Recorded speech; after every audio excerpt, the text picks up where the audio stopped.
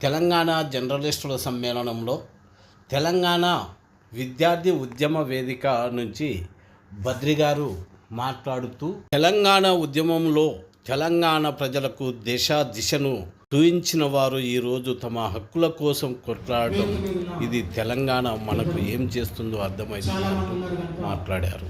అందరికీ తెలంగాణ ఉద్యమాభివందనాలు తెలియజేస్తూ Osmania university OU JAC పక్షాన తెలంగాణ విద్యార్థి ఉద్యమకారుల పక్షాన అందరికీ కూడా జై తెలంగాణ. మిత్రులారా, జర్నలిస్టులుగా మీరు చేస్తున్నటువంటి ఈ ప్రయత్నం చాలా ఆహ్వానించదగింది. అయితే మీరు చేసిన ఈ డిమాండ్స్ ఏవైతున్నాయో ఇవేమి పెద్ద గొంతున్న కోరికలు కాదు. ఒక్క సంతకంతో, పేపర్ మీద ఒక్క సంతకంతో, ఒక్క జీవోతోటి అమలయ్యేటువంటి డిమాండ్స్ పెద్ద గొంతున్న కోరికలు కాదు. నిజానికి తెలంగాణ రాష్ట్ర సాధన కోసం మీరు చేసినటువంటి సేవకు కానీ, కృషికి కానీ, త్యాగానికి కానీ ఇది ఏమాత్రం సరిపోదు. ఇది ఏమాత్రము సరిపోదు. కానీ జర్నలిస్టులుగా, ప్రజల సంక్షేమం కోరుకునే వాళ్ళుగా, సమాజ ఉన్నతిని కోరుకునేటువంటి వాళ్ళుగా ఇవాళ నేను మొత్తం సమాజం గురించి మాట్లాడట్లేదు. ఏదైతే మనం తెలంగాణ కోసం కొట్లాడామో ఇవాళ ఆ తెలంగాణలో ఏం జరుగుతుంది,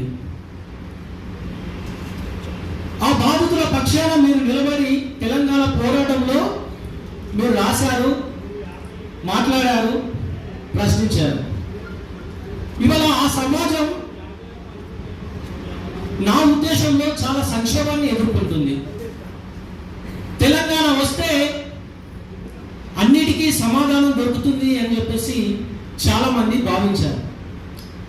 కానీ తెలంగాణ వచ్చిన తర్వాత మరింత సంక్షోభంలోకి నెట్టబడ్డది తెలంగాణ సమాజం అని చెప్పి నేను ఒక విద్యార్థి ఉద్యమకారునిగా నా అబ్జర్వేషన్లో నేను అనుకుంటున్నాను. మరి మీరేమో ఫీల్ అవుతున్నారు అనేది జర్నలిస్ట్ మిత్రులు ఇంకా విపులంగా మాట్లాడాల్సి ఉండేదేమో. కొందరు మాట్లాడారు, కానీ అది సరిపోదు.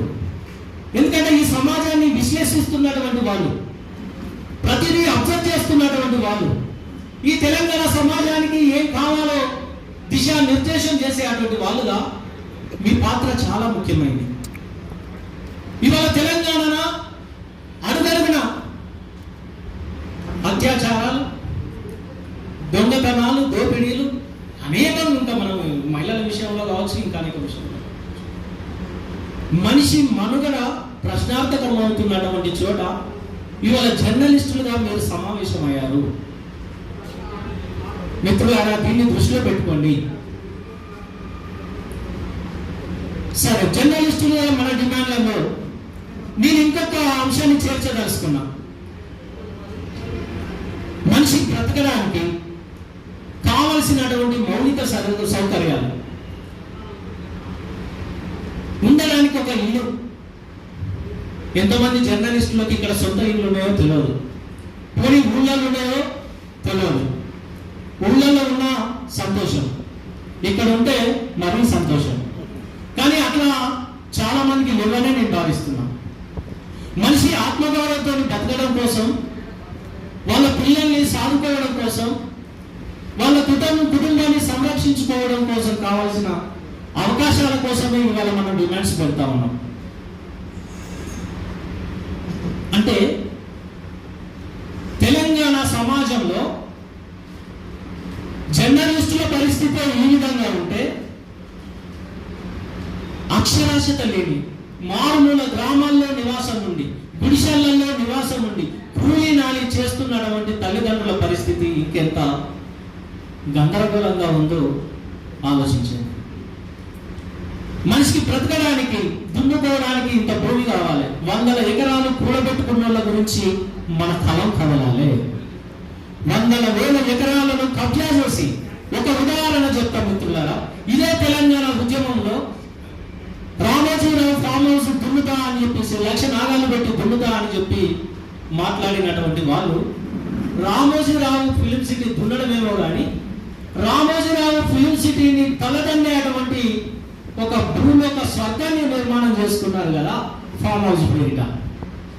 100 ఎకరాల ఈ తెలంగాణ మాగాణం ఎవరి చేతుల్లోకి వెళ్తుంది? ఇక్కడ ఉన్నటువంటి గుప్పెడ మంది పెట్టుబడిదారు చేతుల్లోకి, కార్పొరేట్ల హస్తగతమవుతున్నటువంటి తెలంగాణ వనరులను రక్షించుకునేటువంటి బాధ్యత ఎవరి మీద ఉంది? తెలంగాణ భూములను రక్షించుకునేటువంటి బాధ్యత ఎవరిపైన ఉంది? ఆ బాధ్యతను ఎవరు తీసుకుంటారు? ఎవరు నెత్తికెత్తుకుంటారు? మీలాంటి వాళ్ళే ఆలోచన చేయాలి కదా. ఒక్క భూమి విషయమైనా ఎన్ని వనరులు తరలిపోతున్నాయి ఇవాళ తెలంగాణ సమాజం నుంచి, ఎన్ని వలసలు పెరిగిపోతున్నాయి తెలంగాణ మీద. ఒక మిడతల దండులాగా తెలంగాణ మాగాణం మీద దాడి జరుగుతూ ఉంది. తెలంగాణ నేలంతా ఇవాళ నాకంటే మీరు ఎక్కువ మాట్లాడగలుగుతారు, బాగా మాట్లాడగలుగుతారు, బాగా రాయగలుగుతారు. కనుక మిత్రులారా,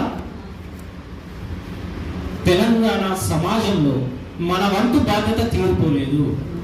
జర్నలిస్టులుగా మీ బాధ్యత ఇప్పుడున్న దానికంటే ఇంకా 10 రెట్లు పెరిగిందని చెప్పి నేను అనుకుంటున్నా. కనుక వాళ్ళు దున్నదమన్నది దున్నలేము కావచ్చు, కానీ ఇవాళ దున్నడానికి మీరు సపోర్ట్ చేయండి. దున్నడానికి సిద్ధంగా ఉన్నారు. అందులో భాగంగానే ఇవి చేసి,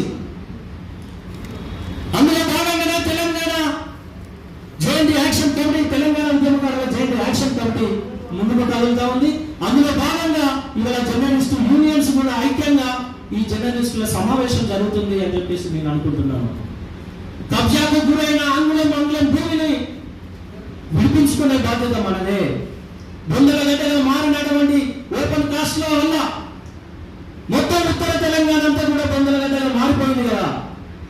అలాంటి తెలంగాణను రక్షించుకునే బాధ్యత మనదే.